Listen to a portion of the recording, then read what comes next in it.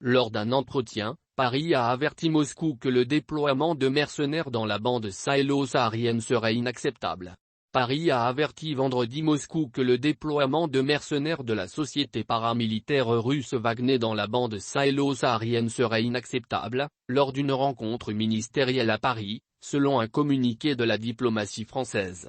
Les ministres français des Affaires étrangères et des Armées, Jean-Yves Le Drian et Florence Parly, ont lors d'un entretien à Paris avec leurs homologues Sergueï Lavrov et Sergueï Koïgou exprimé le caractère inacceptable que revêtirait le déploiement de mercenaires de Wagner dans la bande sahélo-saharienne, alors que la junte au pouvoir à Bamako menace de recourir au service de cette société privée russe soupçonnée proche du président russe Vladimir Poutine.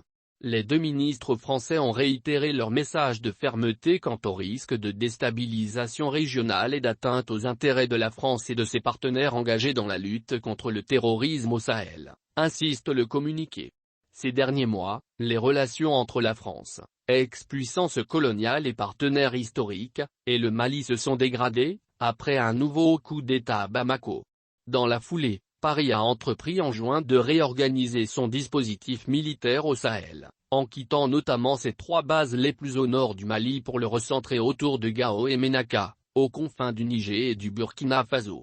Ce plan prévoit une réduction des effectifs, de plus de 5000 actuellement, à 2.503.000 d'ici 2023. La tension est montée d'un cran en septembre lorsque le Premier ministre de transition malien Choguel Kokala Maïga a accusé Paris d'un abandon en plein volume avec cette baisse d'effectifs militaires français. Les terroristes se sentent de plus en plus à l'aise au nord du Mali, a soutenu jeudi Sergueï Lavrov en recevant à Moscou son homologue malien Abdoulaye Diop.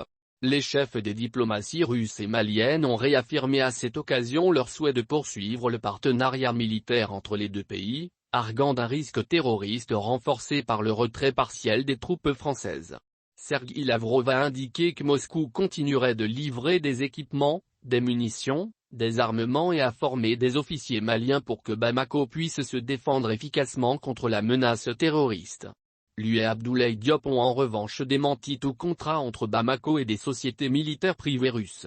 Aucun contrat n'a été signé dans ce secteur, a affirmé M. Diop, selon ses propos traduits en russe, ajoutant que ces allégations visaient à discréditer Bamako. Selon M. Lavrov, Moscou n'intervient pas dans les activités de ces structures créées par des citoyens russes qui concluent eux-mêmes leurs contrats.